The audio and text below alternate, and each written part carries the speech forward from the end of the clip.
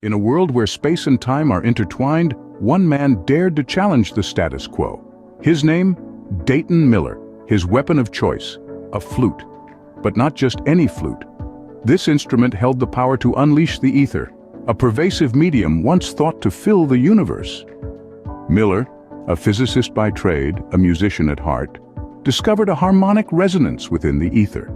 He found that his flute, when played with precision, could manipulate this elusive medium. His melodies, a symphony of science, had the potential to shift the very fabric of reality. However, a sinister force lurked in the shadows.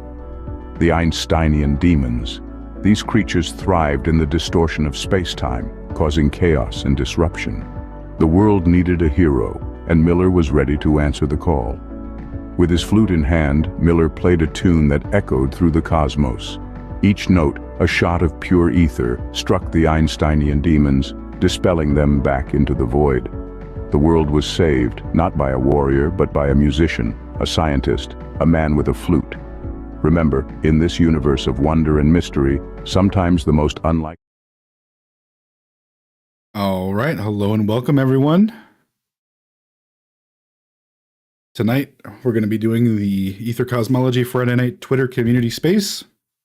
Thank you for joining us.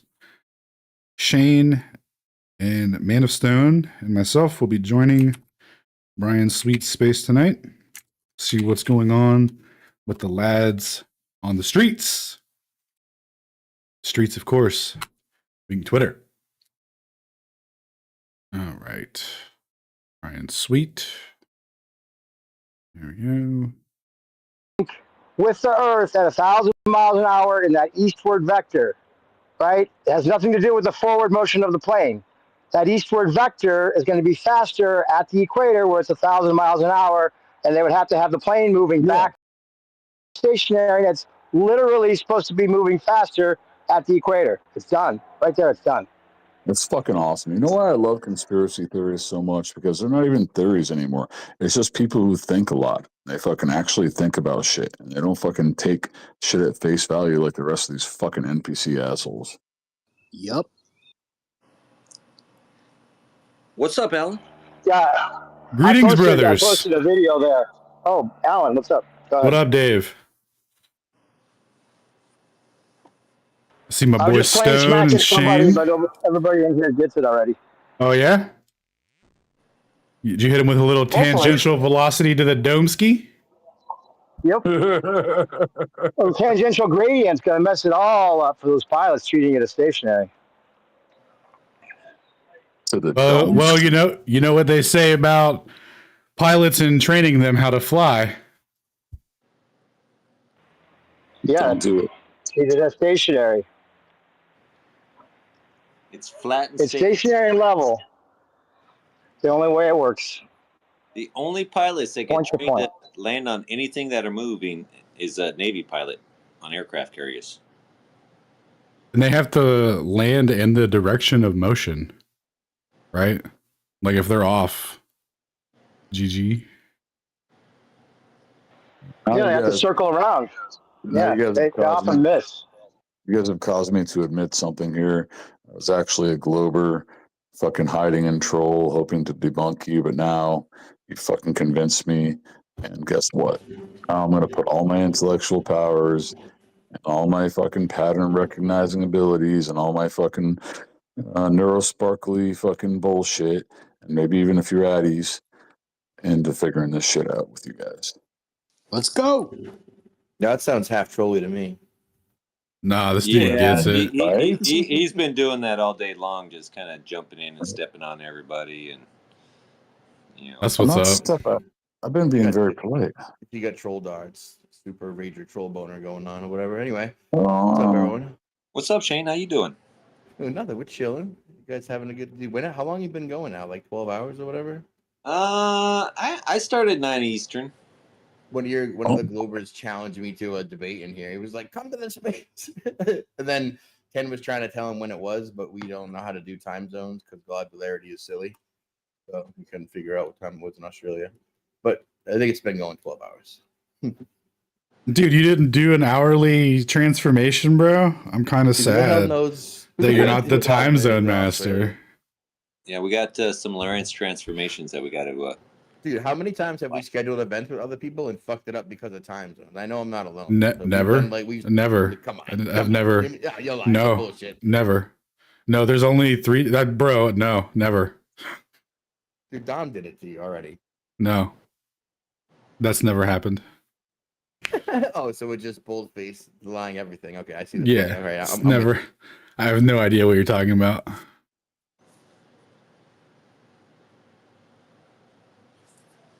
Yeah, who do we gotta all think in UTC so we can synchronize with the turtle clock in the sky. Otherwise, what the fuck are we doing? So I heard you guys like round earth. Who likes round Earth? Round like a plate. You do. Man, the Earth is flat. You're gonna have. No, you like round Earth. Ew. You're around. We're all round earthers, I think. Nobody's around. You look like a round earther, Brian. Not even close. I bet he doesn't even realize who the fuck this is. What does a round earther look like? What are you saying? Looks like you, bro. It says Yeah. Excellent. says Reaper Kitty there. What are Look these at new you, voices? Cookie. You can read. Holy shit. Holy I shit. followed you back for like the 20th time, too, by the way. Yeah, I keep on getting, you know. Who do you keep like personally offending that they go on reporting strikes, sprees, or whatever until you no longer exist? Is that amazing? Or I got Well, we post the same stuff. How is it always you? I No, take but Brian actually goes a step further, and he mentions a specific group of people, and then he ends up getting his account banned. Yeah, but the state of Twitter right now is that by itself won't get you banned. But if a bunch of emotionally upset, butthurt people aggressively and collectively report you, which triggers bots and incursions and reviews, then yes, you absolutely will get banned that way. So it's more that he's pissed off the same dedicated people more than once. I think that's what happened to Brian. You think it's what's that? you think it's a deliberate attack? Yeah, like a group of like. Oh, 10 it's people guaranteed fucking deliberate. could collectively just report him, right? No matter what, and that will trigger the system to do enough. They all hate me. They all hate me. It's because he thinks the Earth's the globe, bro. I've been trying to tell him it's fucking flat.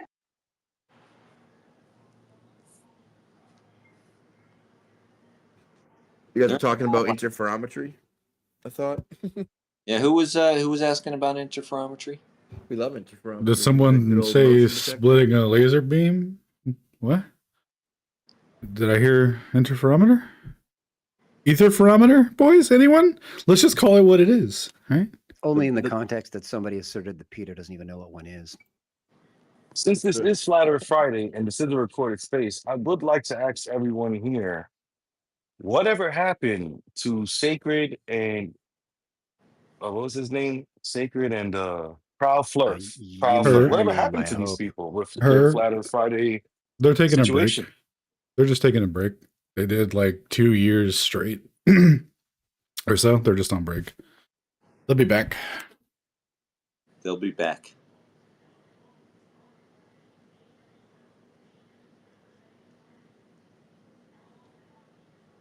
Well, what used to happen was Brian would do the same thing every Friday, and then what would happen at like 8, 9, 10, 11, 12, or 1, whenever that other thing started, more people would congregate. Is that what we're missing now?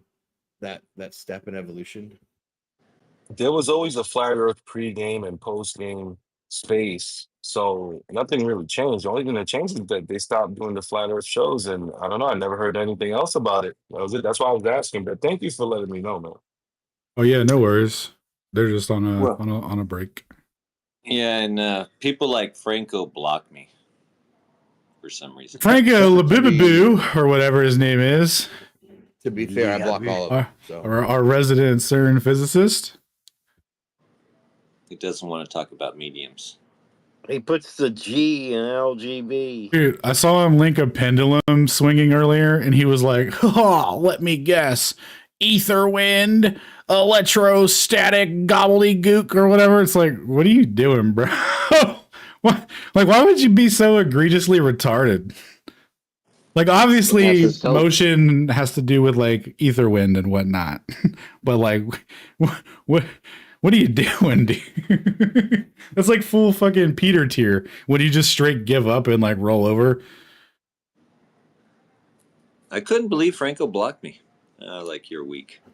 Dude, I made a timeline of like 80 experiments and papers of people studying ether wind and C plus V and the differential speed of light, like back from when Michelson Morley did it all the way to like 2006. So for people like Franco to scoff openly as if he's read all of the corroborative papers supporting this precise thing, and then the mathematical framework they use to yank the modern science out of it, right? He's delved into that. For him to mock it like that is so disingenuous. It's retarded. Like, oh, all these other people whole thing. Like for him to take the Wikipedia page 1 perspective on a thing is just ridiculous. Yo, Phantom, the fart my son just let out lets me know for sure the earth is fucking flat, because that shit echoed straight across the fucking living room. I don't even know what to say about that. I mean, what more? Zero curvature fart. Sonorous. You just hear the beginning of the show starting. It's like on the next Flat Earth Files. So you see her son letting up a massive fart, like, it sounds like a trumpet. The next part of our investigation. That was like a fucking bass drop, bro. I felt like I was at a show. I was like, damn, bro. No mercy. Well, they do got those guys that were popping a balloon in a dome-like structure and making it sound like thunder.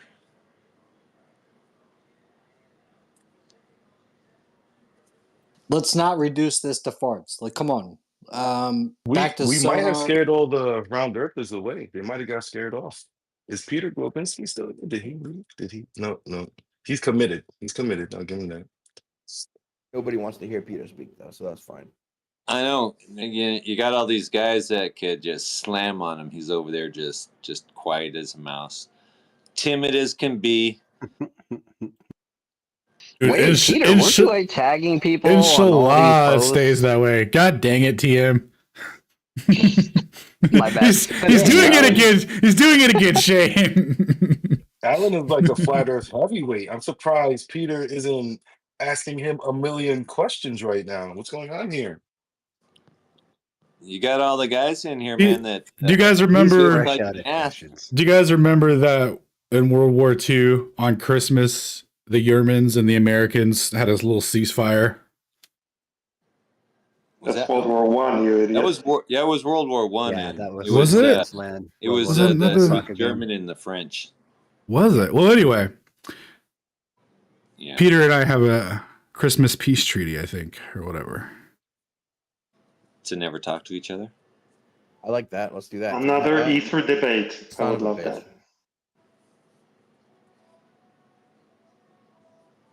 Okay. Yeah, I'm not Don't allowed talk to your brother like You're that. not allowed to invoke Another Grok. Aether debate? You're not allowed to invoke Grok and use Grok as your source and fucking read like you were just doing when you start debating over here with some flat earth heavyweights. So Did just he make just sure you give him that respect. And he wants to talk about the Aether. Last time he had a debate about the Aether, he literally took Shane's position. I'll talk to Morty if he's willing to come out of retirement and do another round. I would love that. Morty is a child, incapable of having a discussion about anything. Really? Dude, I'll defend Morty. He's a good boy. How dare you, Brian? Peter any day, dude. How dare you, Brian? There's a chance we could have Morty right now instead of Peter. Like, come on, Brian. You guys cannot take on two globe chads at once. What are you basing that on, Brian? Have you are you basing on more than NVC or more than text? Because they're completely different people. Well, I tried to have a discussion about World War II with him and World War One, and it turned out that all he wanted to do was say that I'm a master race trying to take over the world, and I want to kill all the Jews. Well, that's nothing, man. He's a troll, and he's just trying to goad you, like, obviously. during our last encounter, if you recall, he brought my title down to a 2-word description. He called me a sneering asshole. You guys remember that one? Right before he left. Sounds about right. To be fair, I have been known to sneer. You have been known to sneer. He's not wrong. He's not wrong, but you're right, though. It's justified sneering, though. It's a difference. It's like, people call me an asshole, and I'd be like, yeah, you're fair. That's fair. What can you do? I have a new title, though. I got it last night. We were in the clubhouse there hanging with Elizabeth and the gang, and Kanan was there. Some question was fielded and bantered around and stuff, and about 2/3 of the way through that, he referred to me as the chosen one in the third person. If you can believe that. So that's You're going to bring balance to the force. That's right. I'm going to hang out with Eddie Murphy, and I'm going to save the world. Well, yeah, you got to really love and idolize someone before you can truly hate them with all your soul, I guess, right? That's what the Anti-Flat Earth fan club is all about. They had high hopes for everyone here, and we all dashed them, right? So succinctly put, yeah.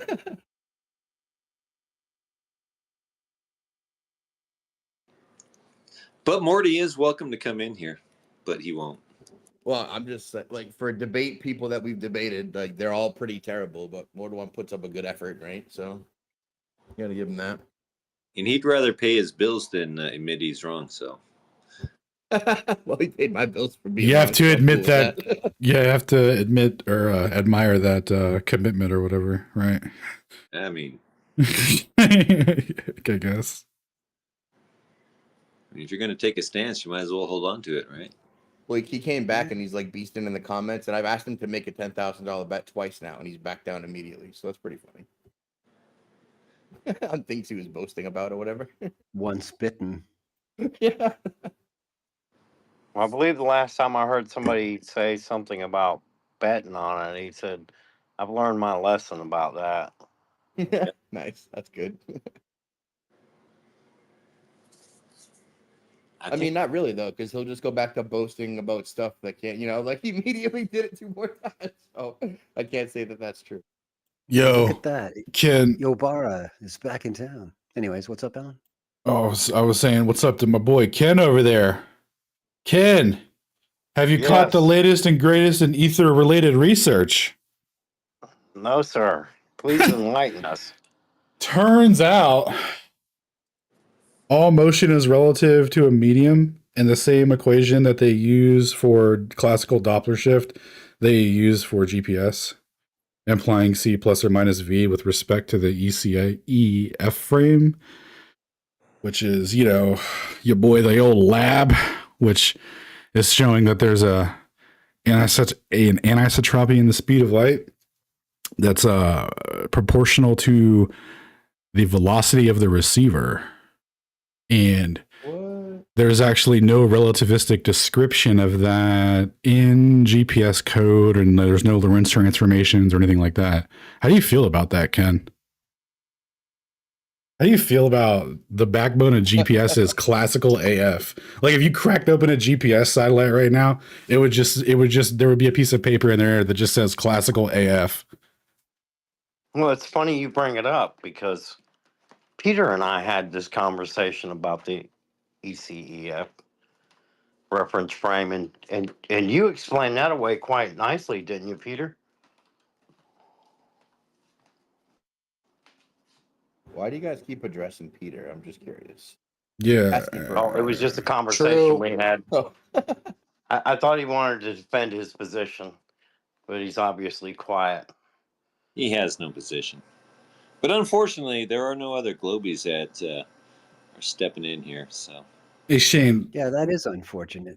Shane, what's the name of that fictitious frame that they introduced to remove ether wind variance relative to the stars? What's that called again? Oh, the ECI, the Earth-centered inertial, the one. Dude. Sync to the solar. So, like, Yeah. if there was a discrepancy, say, in the speed of light on an east-west variant between sidereal and anything else, it would fix that if you set sidereal statically, and then that would remove the difference in the two, and then you could just do all your calculations in this fictitious frame. However, you'd have to account and translate back to the ECF for anything to be real. So there's corrections required in each, but the forces that you need to account for in reality are real inertial forces like centrifugal, Coriolis, and Euler, as if space moves around a stationary Earth. And that's how satellites work.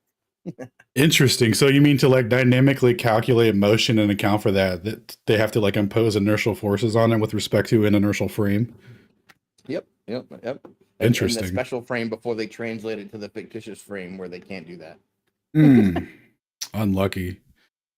You know, speaking of preferred frames, I've been reading a lot of Sagnac this week, man. A lot of relativists trying to give a relativistic treatment to the Sagnac effect. You mean the people who try to derive it as if there isn't a preferred frame, but then starting with a preferred frame or a center point within a Cartesian coordinate system before applying various cylindrical and other translations to get back to the derivation that they started with without relativism or without relativity? Exactly. And you know what's even crazier about that is every single one of them starts with the lab time and lab distance. So they're using a fixed stationary, absolute time frame, right? Wow. And then they're transforming that into their fictitious coordinate system in the center of the device. Like just like throwing in my boy fictitious midpoint. That's also backwards covariant with the lab frame, which is, absolute. Which is just the lab frame dressed up. Yeah, okay. Yeah. And then they'll drop out the relativistic terms, right? So they'll set like gamma to 1, which is basically saying no gammas here, lad. And then all you're left with is the classical form. So if gamma was relativity in math form, and then it gives the appearance of it being there, but then when you set it to 1, it has no actual value. That's a deceptive way to do it, isn't it? Well, it's even worse than that, because to even pretend to start relativity, right, they had to grab the lab frame, time and space, and then throw that in there, right? So like they started their transformation not doing it with respect to the receiver and the emitter. So like the laser on the device and the detector, because in relativity there's no absolute frame, all motions relative, and you're supposed to apply Lorentz transformations with respect to where the observer and where the receiver or source are, because the motion's relative to that. It can't be relative to a fictitious point because that's a preferred frame, right? Right. So they go ahead and just throw that in there to start their transformation. They start with a non-relative time and space. They start with absolute time and space. And then they go on to try and say things like that thing they can't use. Okay, all right. Yeah, that thing that's explicitly forbidden in page 1 and 2 of Einstein's paper. Right. Okay. Like, just like the beginning framework of how it should work. You should give everything a Lorentz treatment, but they're like, hey, we're going to go ahead and set our Lorentzes to 1, which is basically, no Lorentzes here, after we grab the lab frame, though. So it looks relativistic because we started with the transformation. We got a gamma factor. It looks nice and clean, but there's actually no relativity there, and it's just classical. And then, you know what that means, though? That like that means that one's more fundamental than the other, because you can't derive the Sagnac effect under relativistic principles. You have to introduce... you have to fall back on the classical theory to predict the fringe pattern. Yeah, the first time you were laying those equations down, remember when I pointed that out, that in order for, if gamma is 1, then V necessarily equals 0. Yeah. Velocity is 0, yep. And so much for the rest of the equation, right? Yep. Man, I think it was Brenner that said the scientists of today use all their jargon and lingo and talk specifically with, flamboyant math equations, because if they had to explain to real people in real terms what they were doing, people would laugh at them, right? So they specifically put it in the jargon so that they, you can't tell and you get mystified. It becomes like this religion. You must, you're not worthy. You don't get it. Yep. As soon as the eyes glaze over, that's a win for the mainstream. Jargon after jargon, bro. I was reading this Sagnac paper, right? My boy said he was going to use a killing vector field. I'm like, whoa, what's that? That's crazy, dude. That sounds awesome. Yeah. That's crazy. And then he was using that as his time variable, right? To introduce that so he could set that up so he could make an integral over the dimensions that he defined for the apparatus, and all that. So he could take little sections of it. But anyway, right? Basically how he's introducing time into the calculations he's doing, because he's presenting this as like, quote unquote relativistic, right? Well, a killing vector field is a continuous, uninterrupted flow. It's absolute. He introduced absolute time via the name killing vector field, a mathematical thing invented by a guy named Wilhelm Killing. So it sounds very fancy, like, ooh, I'm going to give it the old killing vector field treatment. You're like, oh, no way. That sounds relativistic-ish as you could get. Dude, it's the opposite. And the reason for this, guys, is because they have to be backwards compatible, number one, with the lab frame.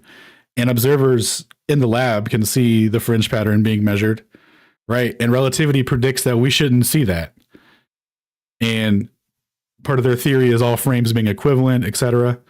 So if their apparatus is producing a measurement that we can see in the lab frame, they have to explain this, and this is the links that they have gone to, introducing a whole entire, math thing where it's like, this is the killing vector field. What's that? It's a continuous thing that's uninterrupted and can't be disturbed and goes on forever. It's absolute. Okay. What are you attributing the time to set that to? The lab time? Oh, okay. Magic again. Yep. People do it by not doing it. It's crazy.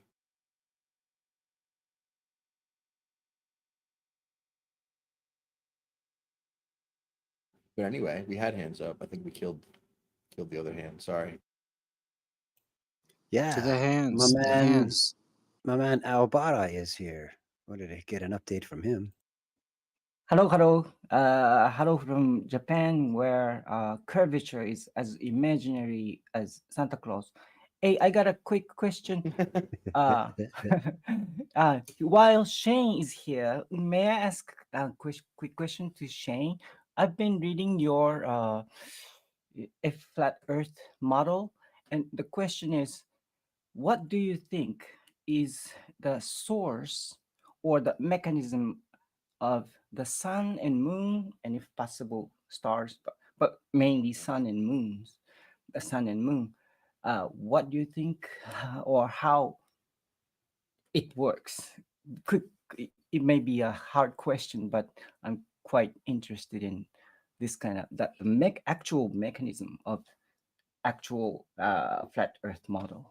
Dude's like, how does everything in the world work? If you could just tell me real quick, offhand, no pressure. Yeah, no problem. Come on, Shane, do it. That's a tough one, dude. But for the model there is, let's separate kinematics and dynamics, right? The kinematics is what we're showing. So observable measurement, actual observation, that's what drives the model. The dynamics I put in the description, right? Mostly for how the things work and how things work together and what we think that the causes of most of the things. But specifically for the sun and the moon, I mean, there's a really influential video from I think it's called Magnetic Flat Earth from FE Core, I think did it. FE Core, okay. Yep, and they did this sun analysis on what they think the sun is by taking specific azimuth measurements from specific latitudes over a period of a year, and then throwing that data into a program to generate 3D threads to do the actual path tracking for where the sun is, to get an actual model for positions of the sun according to one observer.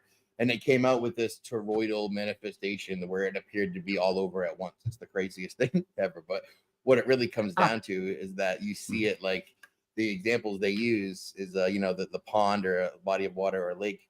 If you're standing there on the edge of the lake, the beam of the sun goes directly from the sun to your feet.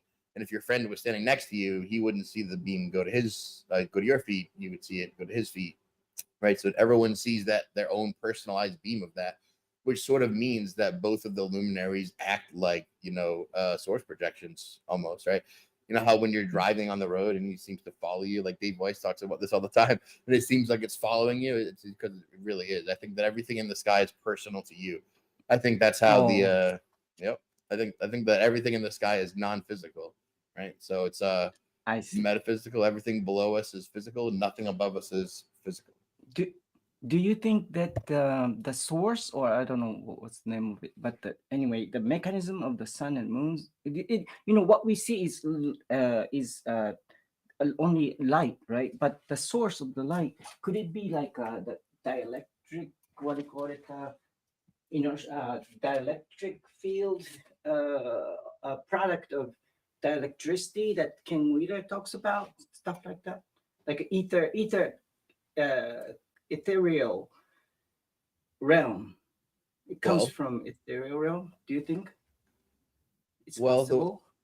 I mean, anything's possible, certainly, but I mean, I think that the Ken Wheeler spin I would put on it is, you know how people usually say the sun and the moon is like the cathode and the anode, and it's the battery of the electromagnetic system of how things work on flat Earth. I think there's a different take on that that works like the sun is electric and the moon is magnetic, and then together you get electromagnetism only comes between both of the sources, and then that sort of comes out in tides and how the tides move between it's not directly local responsive to the moon as it gravitationally it would have to be. There's a 90-degree offset on the highest highs and the lowest lows deep in spring. So that would only be because you have some sort of sun effect and some sort of moon effect, and together you get the electromagnetic pull that you would see magnified in the salt water because is that diamagnetic or whatever. So that would be my take on it. The sun and the moon are different. So they're personalized, but they're very different, right? So the sun has very electric energy, right? Solar panels are electric. They don't know how they work, but they get electricity from the sun all the time easily, right? So the sun is definitely electric, has an electric field. When you look at it as what produces light, the ionization in the atmosphere, right? It's ionizing particles. You have fluorescing colors like argon, neon, stuff like that. It gives you sunset, twilight, dusk, right? So that's all electric in nature as well, I think. Wow. Okay. Thank you. I'm quite impressed and overwhelmed at the same time. So now I see it's not that simple as like the current working mainstream model claims. I think so. I just wanted to know what your thought on It's kind of this. Thank you so much. Questions get wild answers, man. Thank you, sir. Thank you, guys. I go back to listeners. Thank you. Thank you. Yes, sir. Oh, I think I figured out how to get Shane to speak at regular speed. He just has to assume everybody in his audience is Japanese, and he goes much slower. I've been trying to go slower. That was nice and coherent. Nice. Yeah, that's what I think how the whole world works, dude, right? There you go. So little 90-degree offset field intercedence or whatever. Yeah, polarization. Piezo helped me work out and publish a very coherent explanation of tides called the telluric currents and dielectric nature of the sun, published on the database still that's out there. And that's specifically on how we think the tides work in Piezo's. But a lot of Piezo input on that one, because trying to replace a dynamic tidal theory is no joke, right? But we're working with the empirics of tidal constituents and harmony, and how the sun and the moon create sinusoidal patterns that you can use predictions with basic interpolation, which is how you get sinusoidal M2 constituent tidal predictions. Which I think is funny because the people on the internet are trying to say how that's proof of gravity, and it's absolutely not, right? The gravity is how they get the equilibrium tidal theory and how they think it works with the sun and the moon and gravity. But it has so many assumptions and predictions like total uniformity with no ocean basins and all of the water responds instantaneously to all gravitational forces. That's the requirement for things like the tidal bulge to exist, that the Earth would hula hoop through, as Neil deGrasse Tyson puts it, right? That all exists only in this completely made up hypothetical equilibrium tidal theory that assumes all those retarded things that I just listed. And then the other theory that totally works is the dynamic tidal theory, taking into account tidal basins, topography, winds, and actually amphidromic points in tidal nodes. And that's how they get tidal predictions with their sinusoidal patterns. So the gravity portion is completely discarded, and people think that hula hooping tidal bulges of water are real. But even in heliocentric theory, they're absolutely not. We have two models that boil down more or less to a periodicity and trying to make everything fit within that. Yeah, because the one that works really pairs with the sun and the moon as they actually go in proximity, right? So the proximity of the sun and the moon is definitely the dynamic cause of the tides, whether it's gravitation or not. That's what Bennett's paper was so crucial in saying, right? His paper on geocentric tides, and he was going over tidal lunar acceleration and how the moon exerts, 2.3 times the forces of the gravitation on the tides than the sun does, and they go through the math how that makes sense, but they end up using constructive gravitational interference when they're doing gravitational math on that one to get that to work. So they have to say that the sun and the moon's gravity work together to create neap tides, but it's really just the moon's phase. Anyway, that's a totally different topic of presentation. Yeah, I was going to ask how you feel about polarization and how that plays into it. I mean, like the Faraday effect that Cami was telling us about in her electromagnetic presentation. How it yeah, because you were saying there was like there has to be 90-degree offsets when they reach their min maxes. Yeah, that's what I was trying to work into the piezo explanation. So what we came out with was there are like telluric currents deep beneath the ocean that follow the quote solar wind, which I don't know how that works in the heliocentric theory with the solar wind is way out there, but to us it just means it's a delayed reaction on the sun's path. So you have the electric intercedence with the magnetic, right? The moon is magnetically pulling the salt water around the sun's affecting the electric currents beneath on the topography, and the telluric currents underneath.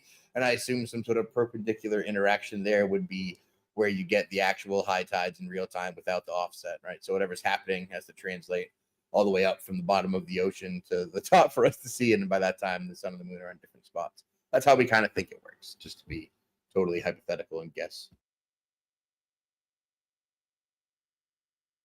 Checks out. The result would be like toroidal rhythmic breathing of the earth as the sun, as the moon and the sun go around and the tides pulse in and out, right? With the toroidal breathing or whatever.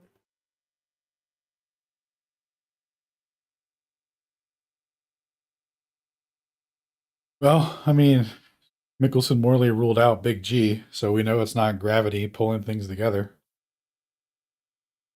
Yeah, dude. Who has that with that paper where they derive Big G on the spot without mass attracting mass at all? Oh, that's right. It was who's this? Morton Spears, who was published by his daughter a paper, Electrostatic Solution for the Gravity Force and the Value of Big G. Literally derives it on the spot in forms of coulombs instead of using any of that nonsense, and comes out pretty close to the gravitational constant. So I find that super interesting. If you can just make constants out of, because they're using the Coulomb's law versus the law of gravitation are formulaically identical, right? M1 M2 over R squared versus Q1 Q2 over R squared. They're like the same. They're the same formula. So it's funny that he can get the same constant using a different formula, but electromagnetic and coulombs in different units.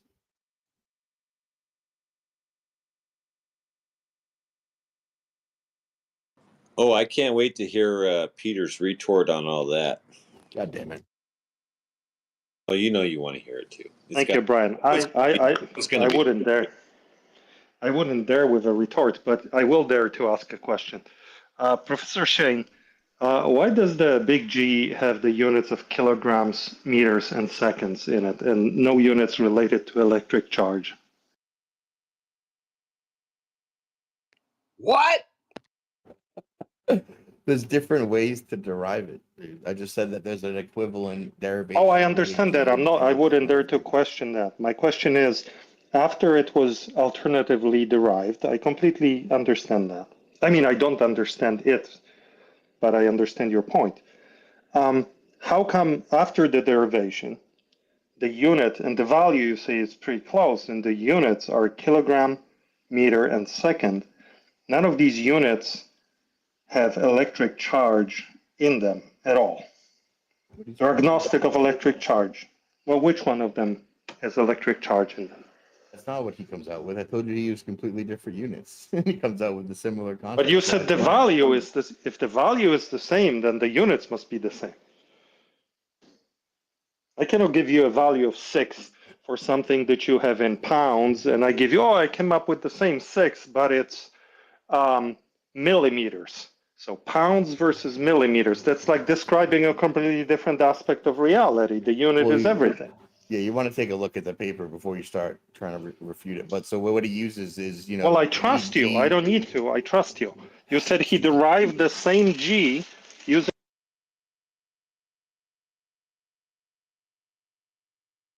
Yeah, I'm not sure who muted him, but Thank you. I don't know what you're trying to get to. God's plan. You don't sound like you're getting to a point. Dude, G equals negative 6.685 times 10 to the negative 11 Coulomb volt meters per kilogram squared. That's what Spears puts forth. Anyway. What? So that's a different value altogether. It's a different nature of the dynamic cause as well, right? So, I mean. Actually, it was very Then close. he It's did even not to the derive same the same exponent. G. No, it was But it's a actually different, if it's instead different of units, 667, he got 685, and it was to the same exponent, Peter. What are you talking about? it's different units. So it's a different constant Well, altogether. yeah, yes, he's talking about different units because he's talking about a different mechanism, causally speaking. Then why does it matter that it's 6? If it's different units, it could be anything else.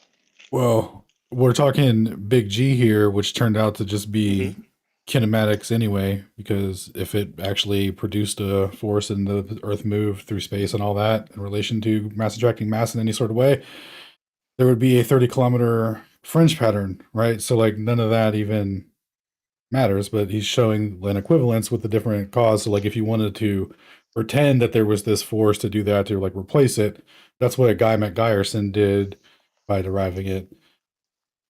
So like we don't really care. It's just a constant. Like we don't care about the value. It's not even used for anything except for astronomical things that was falsified.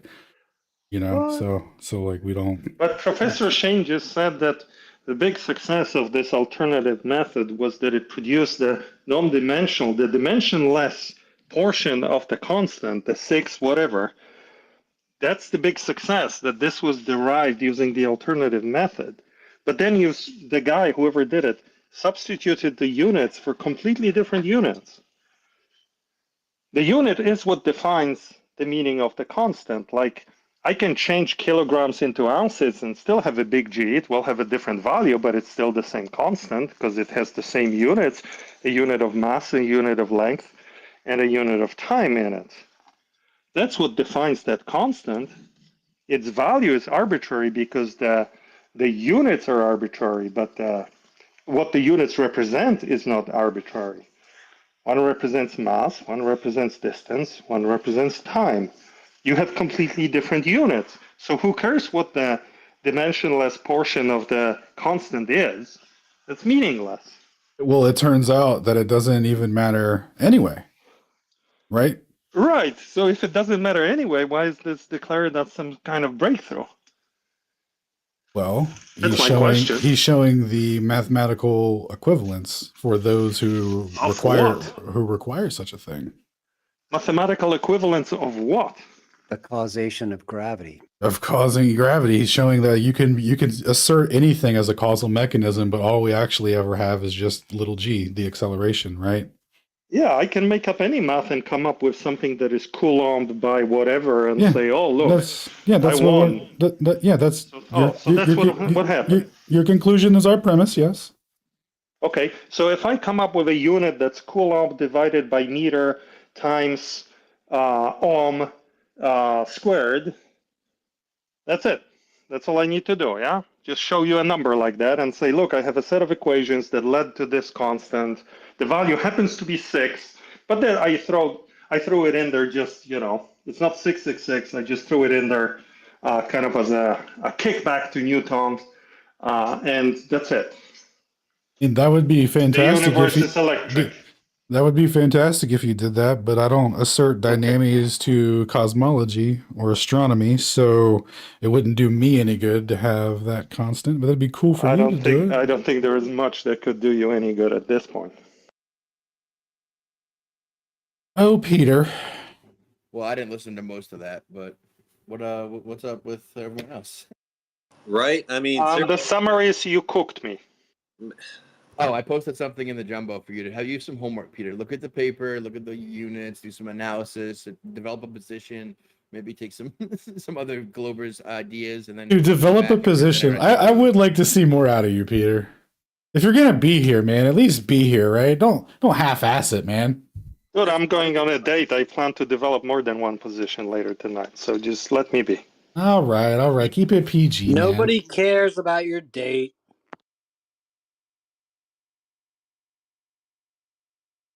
We hope you have a fantastic time, though. Guaranteed.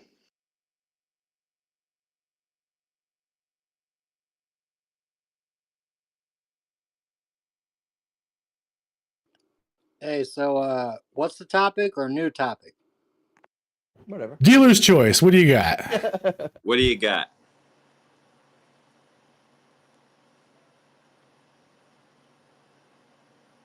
Maybe he thinks you're still speaking, Brian, because you just have this glaring white noise when your mic's open. Oh, you know what? Maybe. I always try to tell you this, Brian, and you always yell at me when I tell you that. Shut up, Peter. It's like Meg. You just made my point for me. I'm still trying to figure out what's the. It only happens when my AC turns on in my little. It always happens. You echo back everything out of your speaker. Shut up, Peter. Shut up. When I'm talking, you shut up. All right? I got an AC that turns on. It'll go off. It won't be so bad. These two guys have a podcast, though. I really They don't know care. about audio. Care what you think about anything, Peter. Shut up.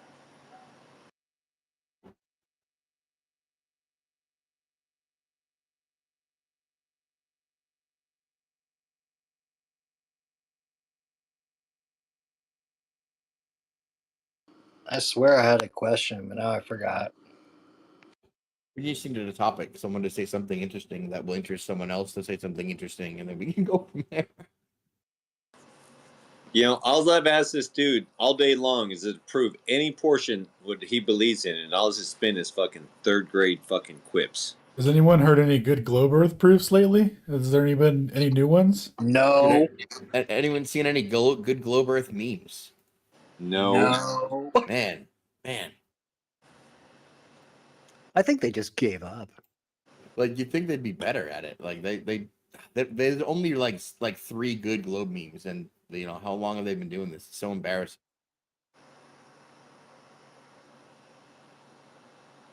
Dude, I just made one right now in response to some random troll with 100 followers. It said, wait, hold on, like some direct response to him. Where he was like, "Oh, you guys just don't understand scale," and it was like same guy with the retard face going, "Folks just don't understand scale." How easy is that for a meme? No, the sad thing is that we do understand the scale. Yeah, well, obviously, it's not that we're right; it's that we don't understand and we're wrong and we're misusing it, and you know we must have fudged it. It's everything but that. You're using the Earth curve calculator wrong. Globies didn't make that. Flat Earthers made that. You can't use stellarium to prove that the elevation angle to a star with an occultation is flat Earth. That's a globe tool. That means the Earth's a globe. You use stellarium. Globe tools are useful sometimes, especially when it comes from like I Can Science That. You know, and he tells all his fellow Globers that 8 inches per mile squared is accurate for like really long distances. Like, you know, 2,000 miles. 3,000 miles, it deviates like 1 foot or something like that.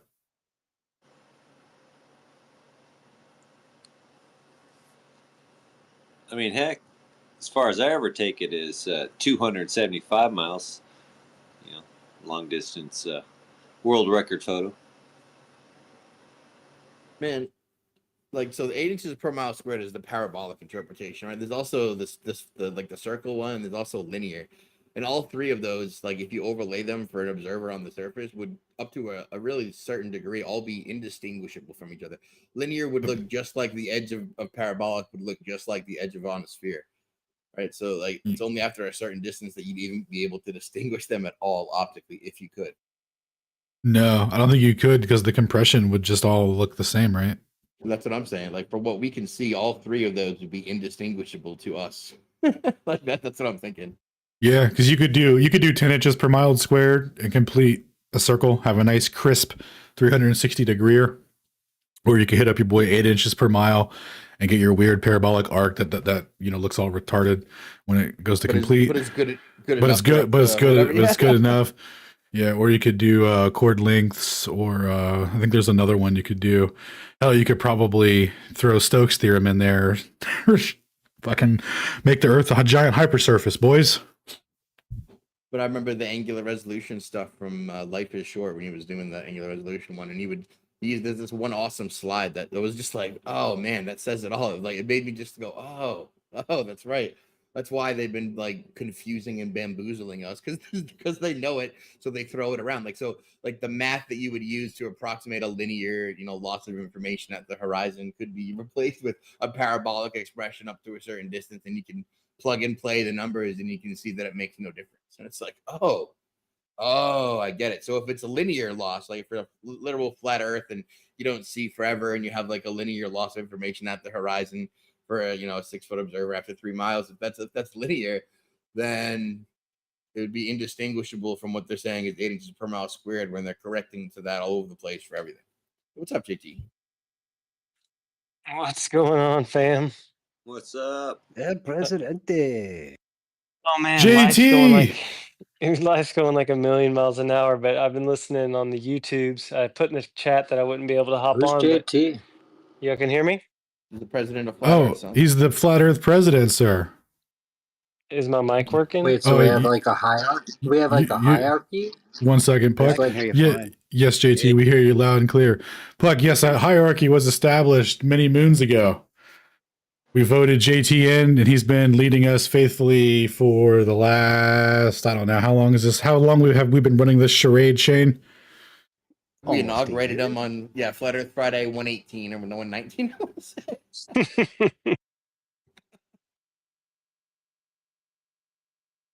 But yeah, man, I was just listening to y'all and just loving it. Just feeling like blast from the past.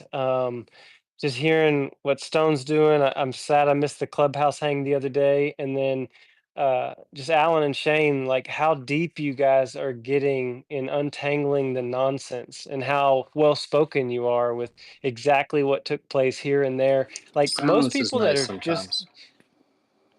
most people that are just getting into like hearing about flat earth, they have no clue how much work you guys have actually put into this.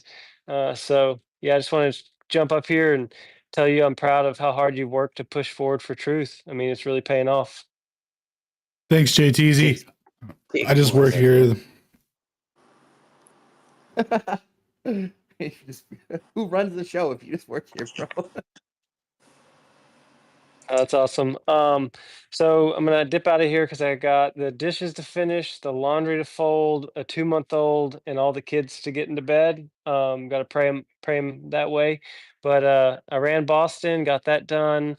My stepdad passed away sadly, so I helped my mom for like a week just last week, and then I've been sick too. So just like life is going faster and faster and faster. But I've missed y'all. I know I haven't been dipping into Discord much, but for anybody that's hearing me speak now, I haven't wavered one bit on the stationary topographical plane Earth that's enclosed. The truth is the truth, and it's going to continue to rise to the top no matter what kind of documentaries or mockumentaries come out. So y'all are doing the good work. Y'all are going to go down as legends, and much love to everybody. JT, everybody. Rock on. You too, Stone. And I'm going to meet Stephen A. Young and Mark Gober at Confluence in a week. There's a lot of other people like Alex Zek, and the lady that did the telepathy tapes is going to be there. There's a lot of people going to Confluence, but if you guys have not looked up Stephen A. Young on YouTube, he just dropped a banger like yesterday or the day before. I'll drop it. I'll stay up on the mic for a second to drop the link. It's just so good. So be sure to save it for a pending soon to listen to episode. But yeah, I'm gonna dip out though. Later, JTZ.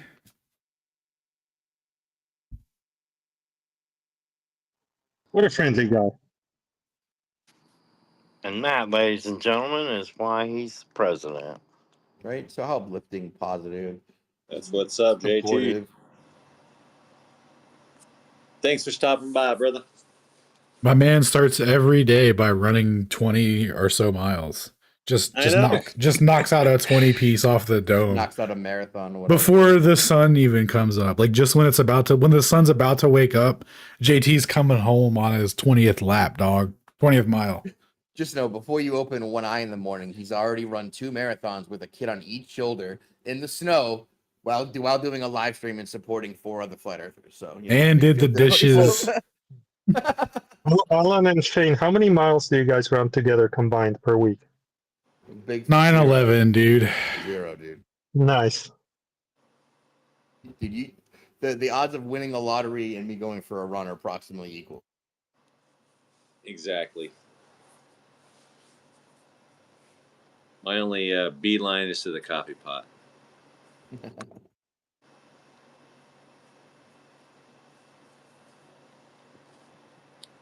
But leave it to Peter to chime in with his quips. That was the best point I've ever heard him make, though. I mean, That little rascal. That's what I do, bro. We gotta have a better Globy down here someplace. Come on. Can we rank up? Can we trade up, trade them in, evolve? Dude, you know, like if you card or whatever. Yeah, if you like, remember in Pokemon, like if you beat the shit out of a Pokemon, doesn't it get stronger? It eventually gets enough XP where you can fight the Pokemon trainer. It's like Peter just keeps hard resetting. He's like waiting for good RNG, like a lightning bolt strikes us both simultaneously, and he wins by or some shit. Peter's a fucking magic card. I don't know what that is. Around, no attack, no defense. It's the worst Pokemon, dude. It was an excellent quip. I can't believe you didn't know that.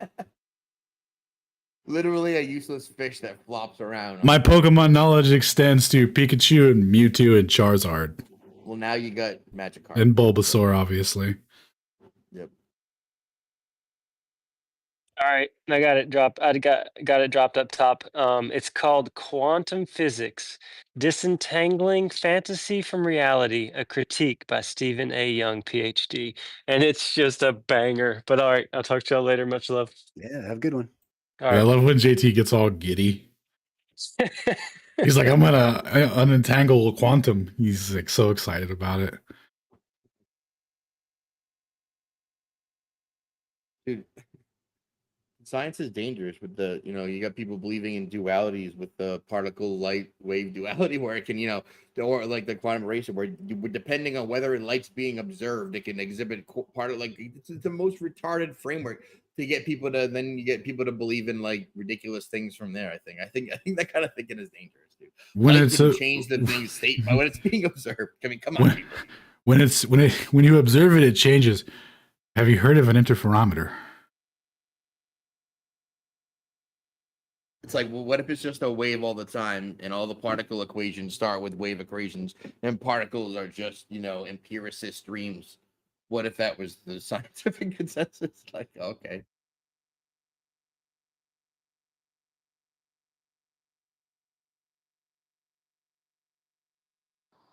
Alan, don't you have a something on your YouTube channel on ring laser gyros? Oh, we got a little something on ring laser gyros. I sure do. Stone's got a couple of thoughts about him as well. Yeah, I keep forgetting to check his BitChute channel. It's where he keeps everything. It's 35 minutes worth of thoughts. I was just mentioning that to Taylor, actually, who just asked my opinion about gyroscopes and measuring the claims made about Earth movement and stuff, and what I thought about that. And the bottom line I gave her, other than watch the 35-minute video, is that it is, as a tool, it is not fit for purpose. So I think we're at a bit of a quandary in making any assertion like that in that arena with that tool. Yeah, I might have to watch that then. It came up and like 3 or 4 different people was asking me about it. Well, basically, it just came down to what is it measuring? Just what was it built for? What is it measuring? I said basically, it's measuring a phase shift. That's what it's measuring, right? Sagnac effect. Yep, it's measuring Using the two relative interference counter-propagating pattern. beams, right? That's exactly what it's doing. Yeah. So that was my whole point. How do you get to it's measuring Earth rotation?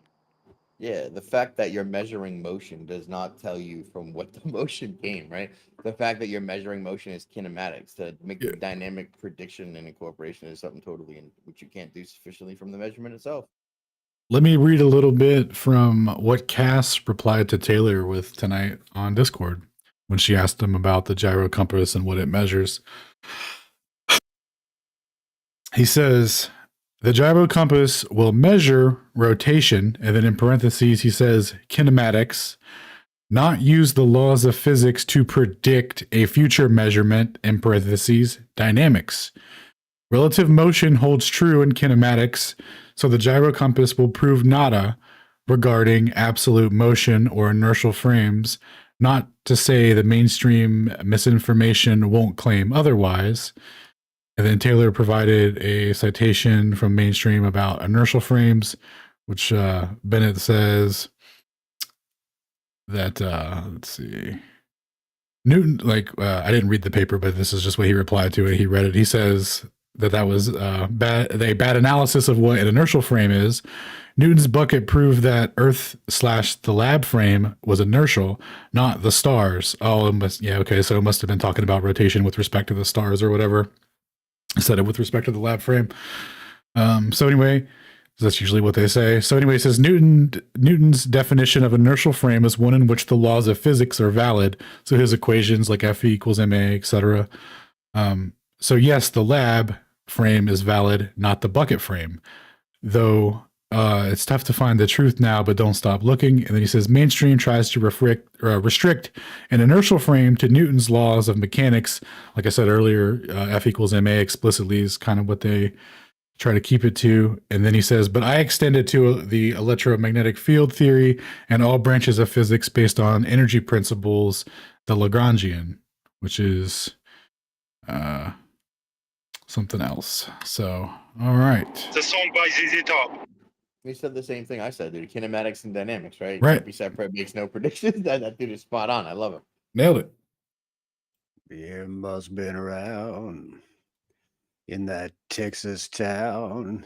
Yeah. But so it's like to frame it, let's see if we can simplify it. So as flat earthers who we know the earth is stationary, but we also agree that motion is measured, right? So what do other flat earthers think that motion is? The position isn't that earth is stationary and we dismiss all measurements of motion, right? I think that was it at one point, I think, sadly.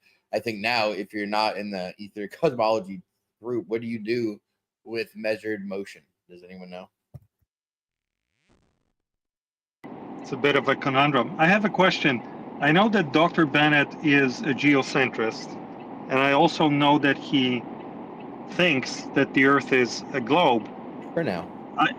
I know he doesn't think it orbits the sun, hence geocentrism, but does he think that the Earth rotates around its axis or no?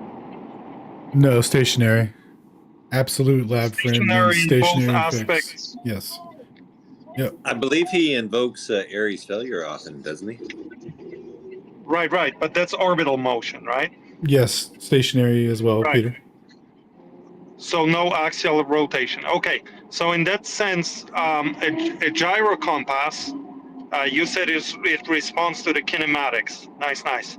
So kinematics of what? No, that's not what we said. It's also a way to say it. Yeah, I know. It sounded retarded the moment I heard it. So when you were reading this, Alan, the part about kinematics of what? He's saying that the measurement could be Earth rotation or sky rotation or some other mechanism of rotation. The measurement alone itself doesn't tell you which is rotating, is what he's saying. Okay, so that would mean that a gyro compass, which is a mechanical device attached to, let's say, a table, it responds to the kinematic motion of the sky. Well, you're saying kinematic motion, like the motion obviously would be dynamic, but that's not what he was saying, right? He was saying kinematically, just the measurement alone couldn't tell you if it's the sky moving or the ground moving. But you keep trying, you keep trying to, like, what are you doing? Well, I'm desperate. Dude, there's like 5 of us Globers left. We're kind of desperate at this point. So it aligns itself with what we call the geographic North Pole or the South Pole. And how exactly? What does the good doctor think about that? I'm asking the reason, the physical reason behind the gyro compass, which is a human-made mechanical device, right? Not some phenomenon in nature. What is causing it to align itself with the geographic poles? That's an internal mechanism. Isn't there like a weight inside that automatically, over time, Timothy, you readjusts should sit itself? this one out. You should sit this one out, It's Timothy. not aligned to geographic poles off the bat. That's specifically not true. It's aligned to the center of rotation, right, which would be the motion, which strangely would be Polaris, right? So it ends up being an alignment to Polaris from wherever you are. I see. A latitude-based correction. What is causing that to occur? To the center of rotation, right? Because that would be where the ether vortex would be. If you would put it over the Earth, the actual vectors would match what you would expect for that exactly, right? Actually, it works specifically for what the ether wind model would be and not for a uniform rotating Earth motion. So the motion that we measure in the sky specifically doesn't work for an Earth uniform rotating sphere, right? It only works for the dynamic ether winds. Yeah, so what's causing this alignment to occur?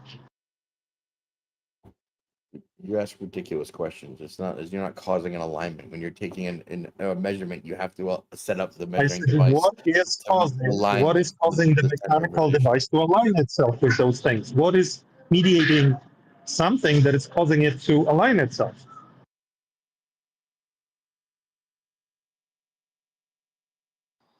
I thought I heard Shane tell you. Well, no, I didn't hear an answer. So, like, are you implying that this mechanical That's because you were device? talking over him when he was responding. Are you implying that this mechanical device just magically guesses which way is the axis of whatever rotation of Polaris? Have you never used the You ever gyro use the compass, word Peter? calibrate, Peter? Yeah. Do you ever use the gyro compass? Because you have to program in your geographic long lat into the graticule so it knows where it is, right? That's the whole purpose. Into the in 19th century, you programmed something into a graticule? Gyro compass is what we're talking about, right? Yeah, like late 1800s. A graticule, you program a graticule? How? Program the graticule. Well, the new ones that you get, right? You have to enter. No, I'm talking about the old ones. Where What it is. made Well, the I don't old know ones? why. I don't know why you're talking about the old ones when we're specifically talking Because about the new I'm ones curious. and how they align to rotation. Do you think they aligned an old mechanical gyro to the center of Earth rotation, dude? Well, how would they use a gyro compass in 1890s or early 1900s?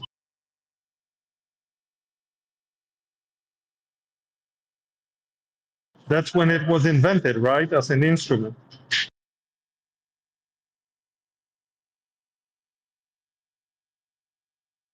So no electronics, no nothing to program into anything. So how would that align itself with whatever you said?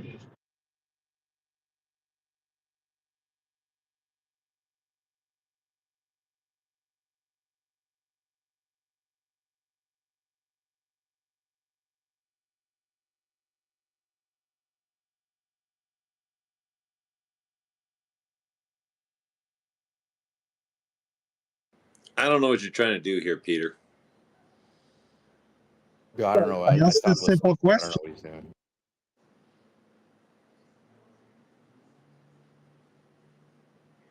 I repeat my question. How does a mechanical device, without any connectivity, without any electronics, without anything other than mechanical gearing in it, how does it align itself with the axis of rotation of whatever around Polaris, like Shane said? What's causing that to occur? That's not what that doesn't happen. I don't know what you're talking about. That's retarded. Yeah, I've actually never seen. Yeah, that's the claim. That.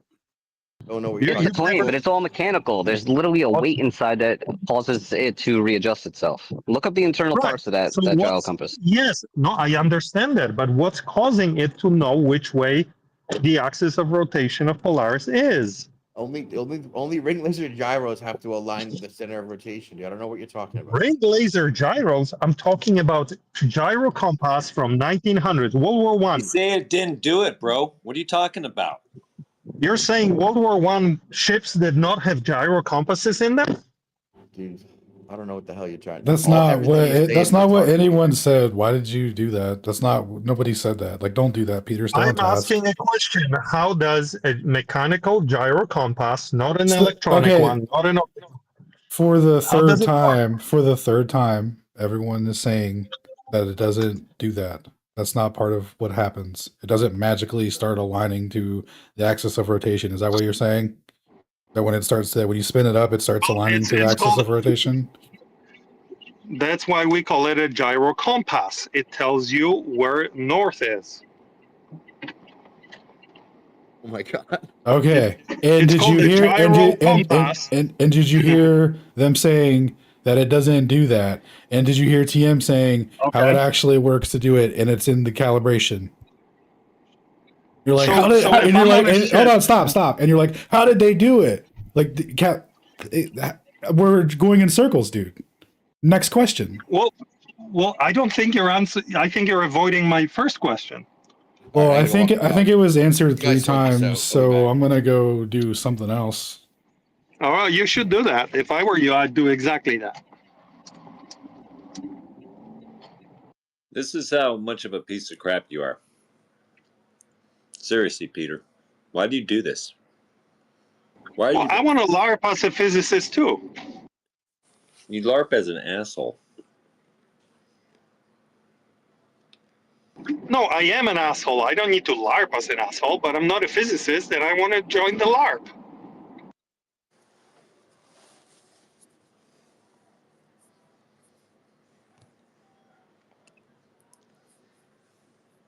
I'm sorry, guys, but I got tired of Peter. Quite all right. I was wondering why it took you so long. Let's see. 1 second. Because there's no other Globies, man. But yeah, slim pickings. I'll give you that. But even then, it's like, is it worth it? It's been painful. Is Carmine a Globie? No, I don't think he is. Alrighty.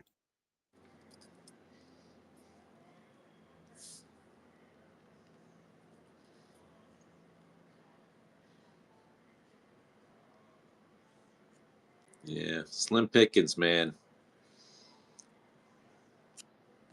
Slim pickings. Well, we could just round that conversation back to the point I made at the front end of it. And that is that as a tool, they're not actually fit for purpose. And even when we talk about the modern ones made by Sperry, for example, supplying the US Navy for them for the last fucking 40, 50 years. The ones that were in service back in the 90s are now being retired in favor of a shiny brand new version of the same tool that is the size of a bloody bookshelf. And I can't recommend more strongly that people take the time, which nobody ever does, to look at the manual. And it's because it's well over 100 pages long. If you do, that's really where the reward is, because you'll get to page 102 of the Sperry manual for the one that we used in the 90s, and you'll see a couple of figures on that page. And I've covered this in previous Flat Earth Fridays, and I think it needs to be revisited here, judging by the conversation that just went down. That when you look at page 102, and this is all off the top of my head because I mean, how many times I've mentioned this over the couple of years now, that you're going to find figures that talk about and describe how many times you have to recalibrate the unit on a single trip, on the single leg of a single trip. And the answer is all the fucking time. And it is because it is not fit for purpose. You will find in that manual dozens of pages, not just on the Kalman filter process and the other anti-noising that they do, and the basically the figure manipulation that they do to produce values for you. It also has a whole other subroutine running based on cumulative correction. It's all right in the manual, and all of it points to the obvious conclusion that it is, as a tool, it is simply not fit for purpose. I mean, sure, great. Rigidity in space is a fucking awesome concept. I recommend everybody check that out in detail because, as far as physics go, I think it's one of the neatest ones. So when we talk about why does it align it this way or why does it show movement, the point is it fucking doesn't. Something that is the size of, your head or smaller, that has a physical mass that's spinning, you've got to look at the ratio in friction here. Like, sure, you can vacuum up the chamber that it's in if you want to. Not that they do on airplanes. They actually use air passing through the box itself to make it spin for a lot of them in the early phase. But back to the Sperry and the fiber optic nature of what's going on here. Forget it. Let's talk about Peter for a sec. I'm sorry. This thing about how you've got your spinning mass and there's rigidity in space observed in what's going on there, that in your hand, if you move it and all of a sudden you change its orientation on a particular axis by 20 degrees, you'll notice that there's a lot of resistance of the actual spinning object to also move in that direction on that axis. And it'll translate through its bearings because of its restriction in motion and on the 3 axes specifically. You'll see that. And these are all the calculations and the trig calculations that these people and the machines now are making because we have that all programmed into them. But the ratio on a physical gyro like that between the rate of change of orientation that we claim to be making and the rough amount of change of orientation that you do in a marine setting on a big old ship going from one latitude to another latitude, oh boy, that takes fucking forever.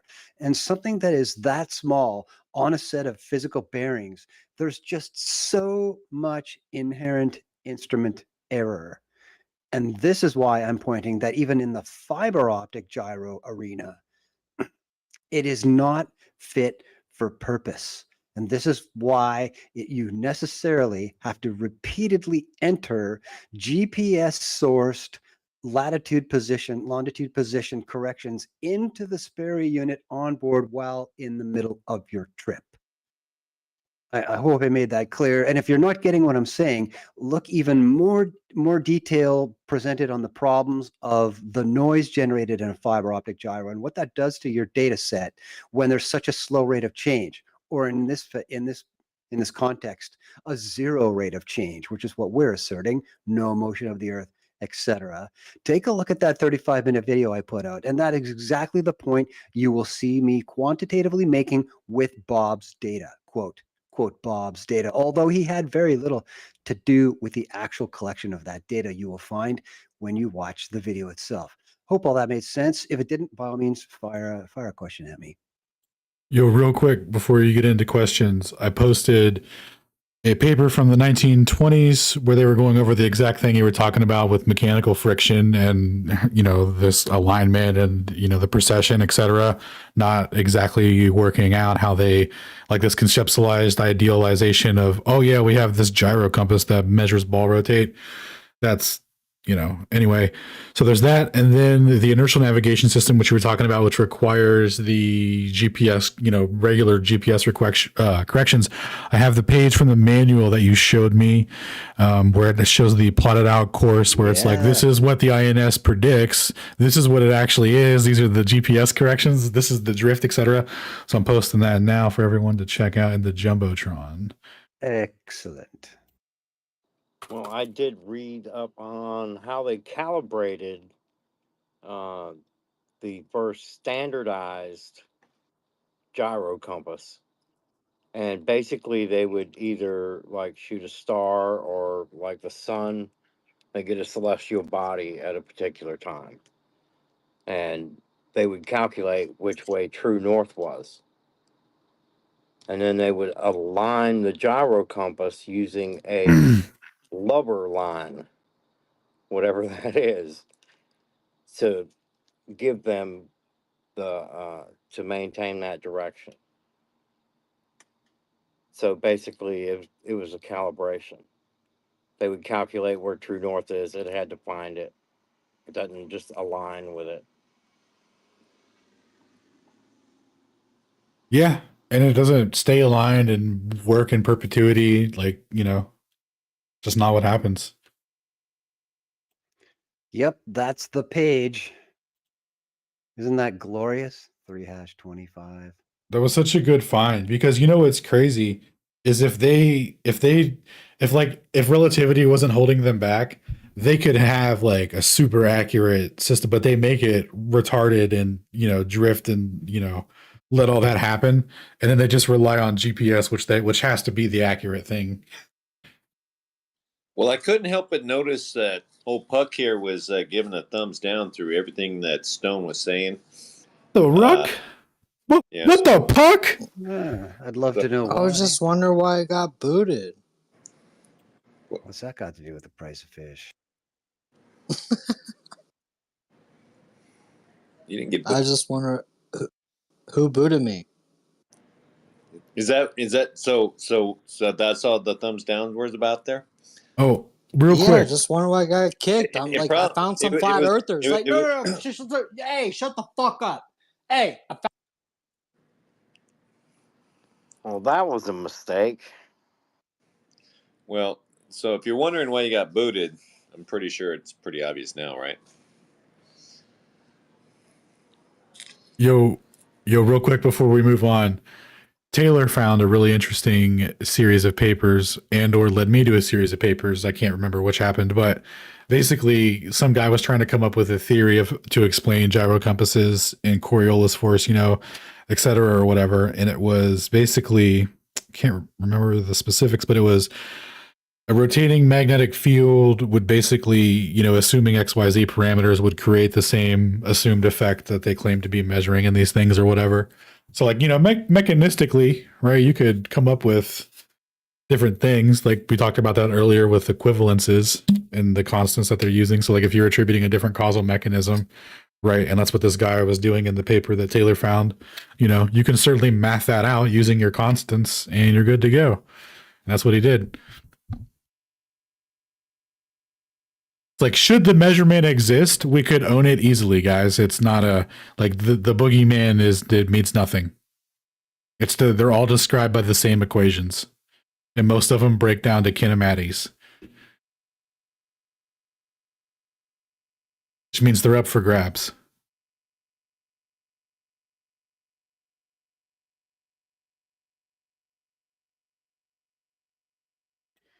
I got this delightful nostalgic feeling going over me looking at that page from the manual from the North Grumman. I couldn't believe it when you were like, that thing's dog shit, right? And I was like, what?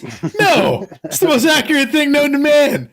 You're like, go to page 183 or whatever, or 407. I don't know, but anyway, and then there was the death of the fun or whatever. I was like, oh, it's a fucking piece of shit. It's a $40,000 piece of shit. Like, we need one of these in every missile. What does it do? Receives GPS corrections really well. That's right. It keeps track of its own error really well. Oh, that's crazy.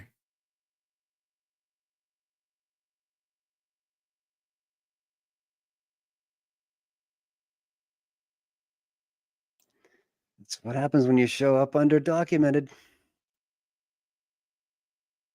Yeah, if they let everyone know that they could have a device that like literally track their movement down to the wavelength, everybody would get suspicious. So they're just like, here's the $60,000 piece of shit. It tells you how fast you're turning. They got a new contract, like $40 to $60 million, that kind of range. A whole new generation of this dog shit. Yo, Alan, can I ask you a guys question? are paying for that. Absolutely. So someone in the comments is asking a question, so I would love to ask it to you. They're saying, but why? Why does it matter so much that I believe it's a globe? What decision-making process, philosophy, or idea is being subverted that would cause changes to society if accepted as truth? You will no longer exist in that prison. Why would they lie? Very simple. Yeah. It's like, suppose you're put in a mental prison, right? and then you found out that you could escape and think for yourself and, you know, have your own The doors really cosmology. don't have locks on them. Right. You know what I mean? There were no bars on the windows. You could just step out anytime. Suppose that was an option. That's it. That's really it. Suppose you didn't have to work 9 to 5 for 45 years. You know, that's worth it, right? Suppose you didn't have to pay taxes or interest rates. What if the scenario is just far bigger than that guy asking the question can even conceive at this point in his life, based on his so totally limited experience of the world? I'll give We you have a my answer. creator and they're hiding him. Like, how does nobody see this Go ahead, shit? TM. No, I'm just saying we have a creator and they're lying about it. They want to teach us that we're insignificant little fucks living on this little speck in infinite nothingness. It's insane, and nobody can wake up to that. Yeah, you took the words right out of my mouth, man. Because To I'll quote never Bill forget. Nye. Yep, I'll never forget that Bill We and live on a Ted. speck in the middle of specklessness.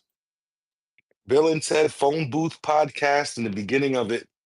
One of them is saying they want us to think that we're just an irrelevant speck of dust floating through space at 500,000 miles an hour, and your life is just irrelevant. That's what the fuck they want us to think. That's why they want to confuse us and make us think that God is not real and we're flying through space at all these different speeds. They want you to think that there's so much more out there instead of you thinking that you are God's greatest creation, created in God's image. That's why.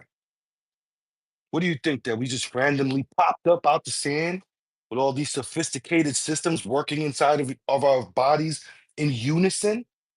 That there wasn't some sort of supreme intelligence that created the human race? They want us to believe that we're random when we're really the greatest creation ever known in history. Somebody get out the Mr. Garrison South Park footage. Okay, class, we're going to explain evolution. Okay, this one-celled thing fucked this other two-celled thing, and then this three-celled thing fucked a fish, and then this other retarded fish fucked a retarded monkey, and here you are. That is the funniest. We are descendants from gay monkey fish frogs, man. I love that episode. That's classic. To think, I mean, seriously, to think that anything came from nothing. There's like literally no start of evolution. It just poof, it just showed up. Yeah, the fundamental backbone of modern cosmology is everything came from nothing. Like, that's so intellectually bankrupt, it's insane. Like, the fact that that's even on the table, and they're like, and it is, and they're selling it, and they're selling it hard, man. You got the two lead guys there, Michio Kaku and Lawrence Krauss, talking about nothing. They say, once you understand nothing, like, but hear me out. But hear me out. If we have a singularity, Look how clueless the world is. Someone is asking, and since when is the Bible a reference for such things like flat earth? That's how clueless people are.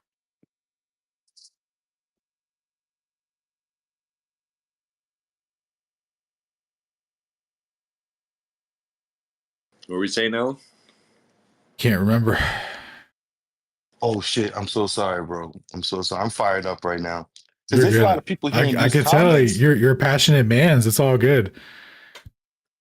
There's a lot of people here in these comments, and I'm inviting them to come here. Like, let's go. Let's discuss it. Let's Get them in discuss it. here. But people are afraid to talk about this because Give them this a mic. challenges the reality that they have been provided by the supreme authority. That's why. All their fucking life, they got a master's degree, bachelor's degree, associate's degree, they got everything. Their whole life, they've been being told this lie. They've been fooled so well that they got degrees and they paid hundreds of thousands of dollars for higher education that lied to them. That's why they won't accept it. That's why Peter comes with the fake German accent and he won't accept it. Well, his degrees, because he doesn't want to accept the fact that he's been fooled on the deepest deception level, on the deepest deception. Flat Earth is literally the foundation of lies they built all their lies upon.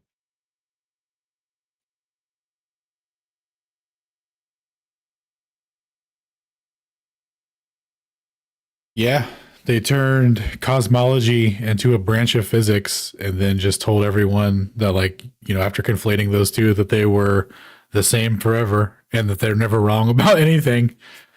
And like their whole their whole ideology and philosophy that created their cosmology is now a part of physics and society and everything. So what you're saying is they aren't the globe gangsters. They're the Decepticons. I mean, they literally sold everybody on motion is relative. Dude, imagine you discovered like a mathematical relation. Okay.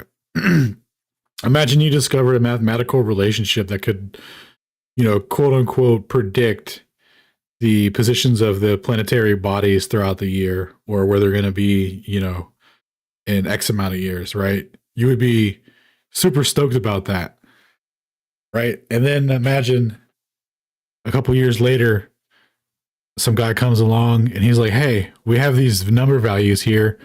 And when we insert them for the Earth value and the sun and the other values that we get, it matches what we got with the first thing. Like you would be like, oh my God, that's crazy. That must mean that the Earth weighs this much and the sun weighs that much, and there's this much gravitational potential pulling us, and it's creating this, you know, it's creating this 365-day thing we see in the sky, right? And you start building your whole cosmology and merging physics with it, because now not only do you have your cosmology for your predictions and astronomy, right, and how you're interpreting what the bodies of them are, but now you're asserting why they're moving. And then as all that's happening, science is progressing, and you realize that you could use light and split it around a circuit and measure the wavelengths when it recombines to measure a velocity ratio, right? So then you're like, oh my God, guys, we can measure the velocity of Earth through space, and we can find out if our cosmology is correct, if we're on the right path, if we truly understand the heavens as we've asserted with the math, right? Because remember, they used to write things down in English, right? Or well, in Latin, right? They used to have it in books, and then you would have to go to your local priest and have him decipher your cosmology and belief system to you, right? And now we got these fancy math equations to do the same thing. And they went to go test the correctness of this. And what they measured was a velocity that did not correspond to their cosmology or the physics that they were asserting along with their cosmology. And what it turned out to be is all they ever had was the observation of things completing circuits in the sky, and then using a ratio of that to describe how long it takes, and then for it to complete that circuit. And it doesn't actually mean anything physical, but it's something that you can calculate, right? But they were taking these things as physical, and they built a model on it, and they built their entire belief system and structure on it. And they were wrong.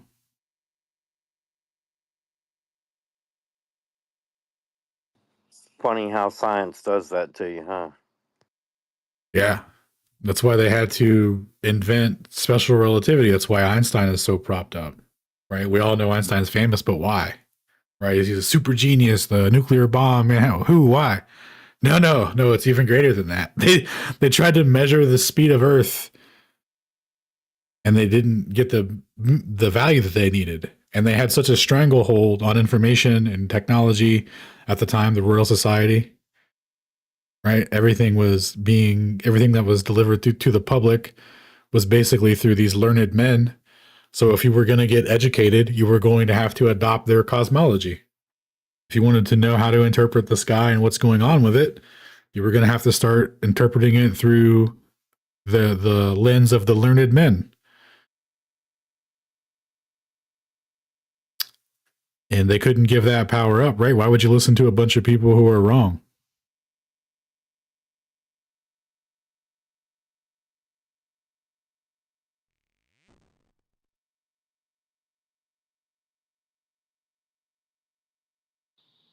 I'm glad this is recorded.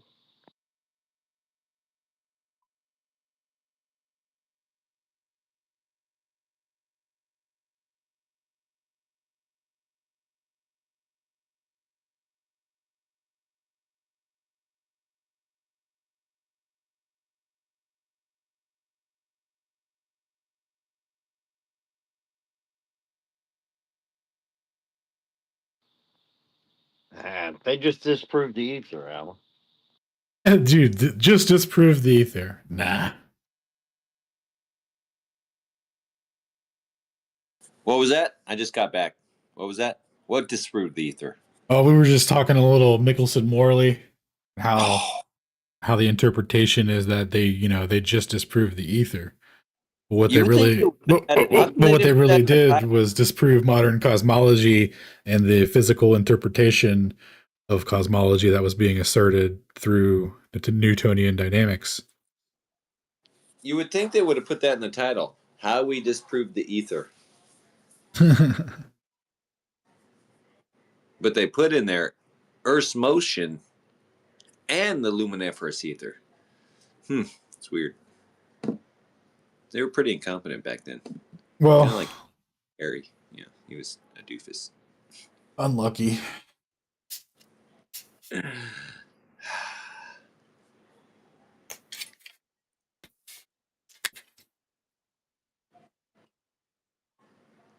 Oh my God. Peter's back. Who let Peter back up? That was me. I seen him request, and I didn't know that you have him punished. I didn't even know what was going on there. I only have 10 minutes, you guys. You got 30 seconds. Say something intelligent. Did you hear about the lover line there, Peter? How they calibrated your 1907 first standardized gyro compass? And then nice. They had to find the direction of north and use the lover line to calibrate it. Yeah, can I ask you a question about that, Ken?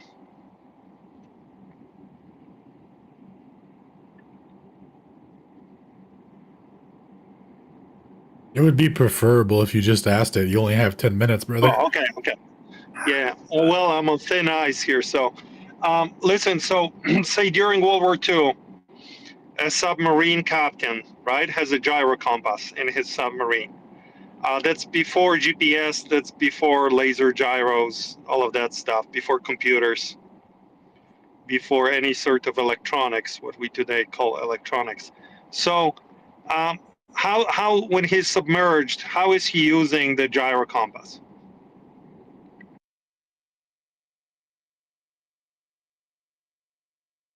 For orientation of the submarine, fool. I like that we went over. No, I'm sorry, not the gyro compass. Dude. Jesus Christ. Oh my God, this guy's an idiot. Those are two different devices, right? A gyro compass is for navigation, not orientation.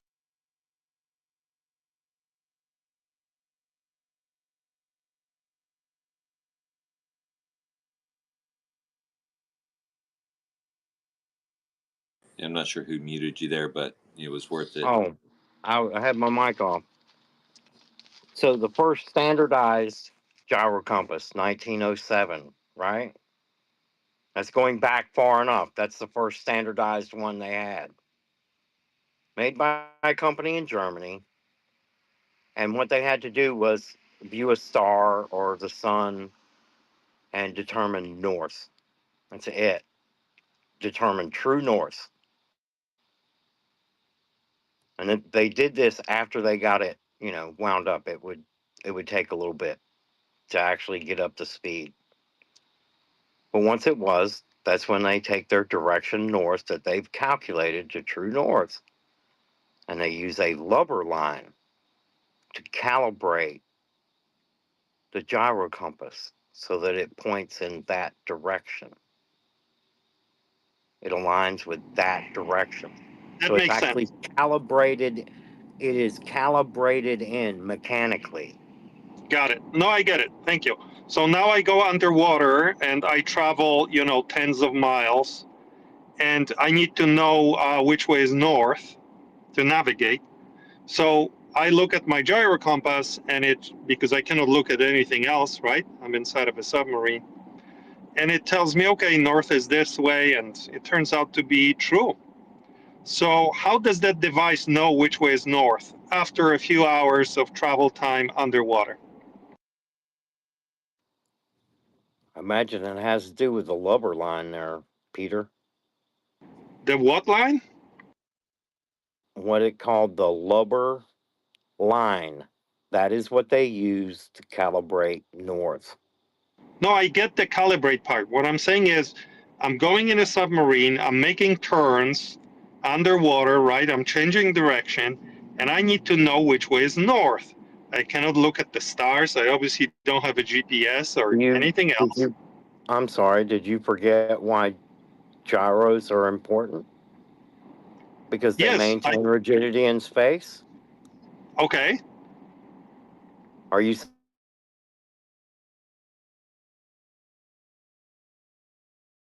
All right, lads and ladettes, that concludes our episode of Aether Cosmology Friday night Twitter spacing with the boys. Everyone's having a great time. Here's a link to the Twitter space if you want to go and continue the party.